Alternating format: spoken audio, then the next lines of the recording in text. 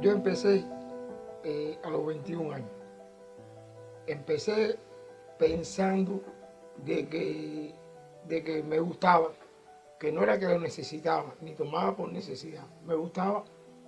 Y poquito a poco, sin darme cuenta, empecé a aumentar la dosis. Yo tomaba solo en mi casa y venía del trabajo, mayormente los sábados, me tomaba una petaquita con un sábado corto, pero ya después fui aumentando. Cuando salí de las Fuerzas Armadas, empecé a trabajar en la empresa de comercio, en un mini mercado, donde vendíamos ron. Y entonces ahí tenía más posibilidad porque no tenía que salirlo a buscar, lo tenía ahí mismo. Fui aumentando y aumentando a tal punto de que perdí mi primer matrimonio. Nos tuvimos que separar por problemas que ella no soportaba la bebida y yo como que entendía de que no me hacía daño, yo seguía tomando.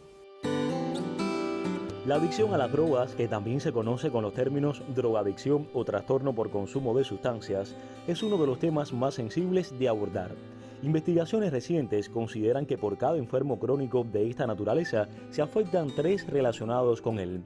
Numerosas bibliografías la definen como una enfermedad que afecta al cerebro y el comportamiento de una persona y produce incapacidad de controlar el consumo de medicamentos o drogas legales o ilegales. Las sustancias como el alcohol, la marihuana y la nicotina también se consideran como tal. Se conoce que el riesgo de adicción y la rapidez con que te conviertes varían según la droga. Algunas de ellas, como los analgésicos opioides, conllevan un peligro mayor y provocan dependencia más rápido que otras.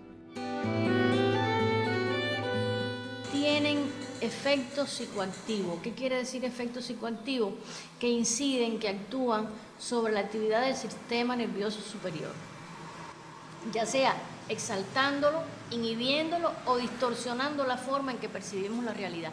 Pero además estas sustancias tienen la capacidad de inducir tolerancia y dependencia. Tolerancia, y es bueno que para que las personas entiendan, tolerancia es el fenómeno que explica la adaptación del metabolismo celular. ¿Qué quiere decir eso? Que cuando usted comienza a consumir de forma regular una de estas sustancias que consideramos drogas, nuestro metabolismo se adapta a ese efecto y entonces la persona, para alcanzar los mismos efectos que al principio, la misma reacción que le provocaba la droga al principio, necesita aumentar o la cantidad o la frecuencia de consumo y muchas veces ambas cosas, tanto cantidad de consumo como frecuencia de consumo.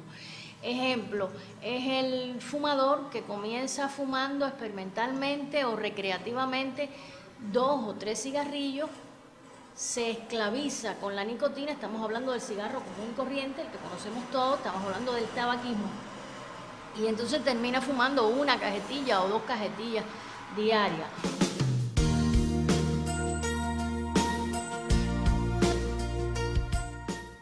Acarrean muy graves consecuencias para la salud del individuo. Y cuando hablamos de salud estamos hablando de la salud psíquica, de la salud física, de la salud en todos los aspectos de la vida de ese individuo, incluida la parte espiritual. Las drogas arrasan con la espiritualidad del ser humano, por eso son tan fatales esta enfermedad en su evolución. Yo estuve prácticamente ciego, me afectó la visión, hubo que operarme de la vista por una catarata precoz y ya le digo, fueron momentos muy difíciles tanto para mí como para mi familia.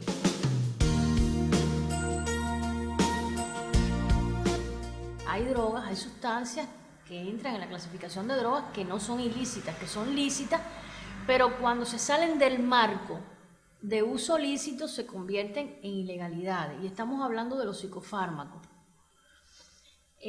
Nosotros los psiquiatras, en nuestro arsenal terapéutico, en nuestro arsenal, digamos, de resolución de problemas que trae el paciente, contamos con medicamentos que llamamos psicofármacos, porque tienen, por eso son drogas, porque son medicamentos que tienen efectos sobre el sistema nervioso central.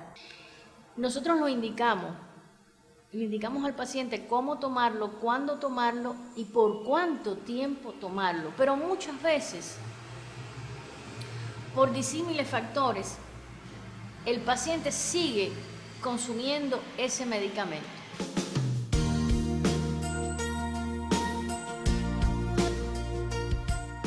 Mi hermana, la mayor, le tengo mucho que agradecerle a ella y a mi señora esposa, en coordinación con mi cuñado, marido hermano Dali, me buscaron la posibilidad de asistir con la doctora Caro y la doctora Mercedes. Yo accedí porque entendía que necesitaba ese cambio en mí, que no era normal, iba a ser para bien.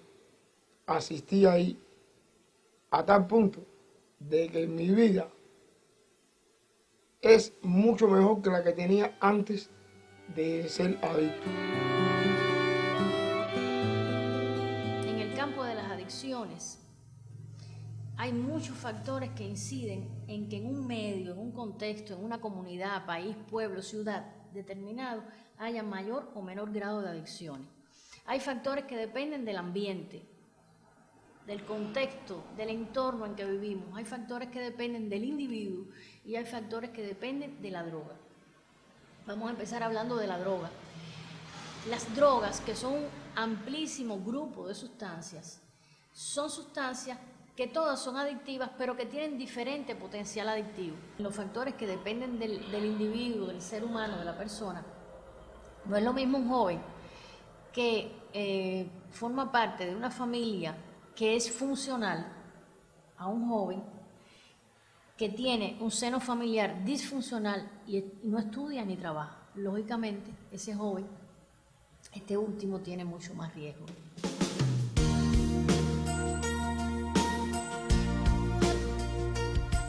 Hay casos aislados, y esto es bueno enfatizarlo, porque son aislados, no es un problema de salud.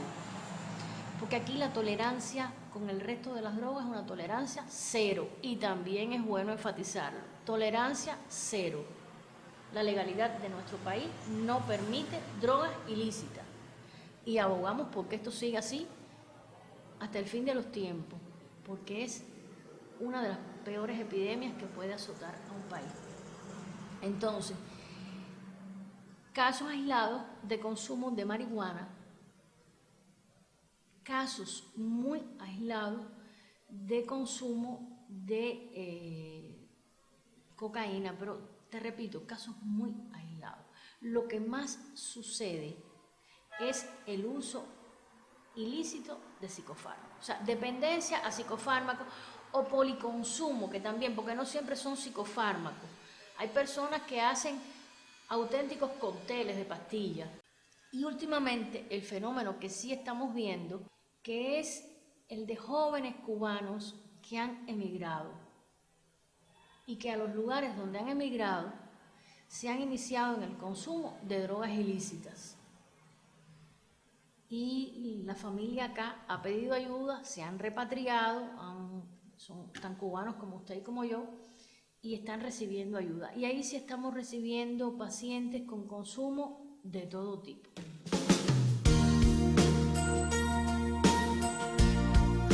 Yo lo cogí con mucho optimismo. Yo me sentía bien, yo lo disfrutaba. Hasta el punto que intercambiábamos palabras, yo opinaba, yo daba consejos, porque eso lo interioricé muy pronto, muy rápido. La abstinencia, el síndrome de abstinencia, que es el síndrome que ocurre cuando se retira. Usted es dependiente a una droga y yo le quito esa droga, se le suspende el consumo. Hay un síndrome de abstinencia que, para que las personas entiendan, es el equivalente a los temblores en las manos de los enfermos alcohólicos. Entonces, pero ese síndrome de abstinencia difiere, es diferente para cada droga. Por tanto, esa primera etapa del tratamiento, que es la desintoxicación, tiene duración diferente para cada droga. Después viene la etapa de deshabituación.